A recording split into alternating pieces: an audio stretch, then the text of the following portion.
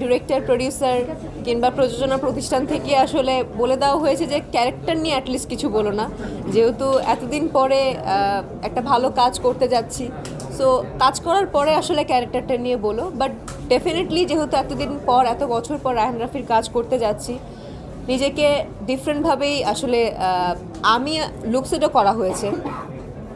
আমি নিজেকেই চিনতে পারিনি যে ইজ ইট মি, এটা কি আসলেই আমি? কারণ এই লুকটা আসলে আমি কখনোই আমি রিয়েল লাইফেও নিজেও দেইনি, এবং কোনো প্রোগ্রাম কিংবা কোনো সিনেমা কোনো কিছুতেই আসলে দেওয়া হয়নি। সো ওই ব্যাপারটাই বলবো যে এই লুক আসলে কখনোই কোনো জায়গায় আমিও দেখিনি, আপনারাও দেখেননি। ব্ল্যাক মানিতে আপনারা দেখবেন। এবং রায়হান রাফির প্রজেক্ট বলে করছি কি না এটা যদি জিজ্ঞেস করেন, এটা তো একটা আছেই, রায়হান রাফি একটা মানে ব্র্যান্ড হয়ে গেছে। সো রায়হান রাফির ব্যাপারটা তো আছেই যে না, রায়হান রাফির কাজ বলেই করছি।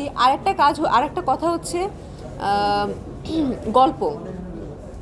এখনকার যুগে আসলে গল্পটাকে অনেক বেশি ফোকাস করতে হয়। সে যত বড়ই ডিরেক্টর হোক না কেন, গল্প যদি ভালো না হয় সেটা আসলে করাটা উচিত হবে না, কিংবা কেউই করবে না যারা যারা আসলে ভালো কাজ করতে চায়। সো আমার কাছে ওই ব্যাপারটা আসলে একদম নিঃসন্দেহে আমি কাজটা চোখ বন্ধ করে করেছি, কারণ রায়হান রাফি মানে ভালো কাজ। That's it.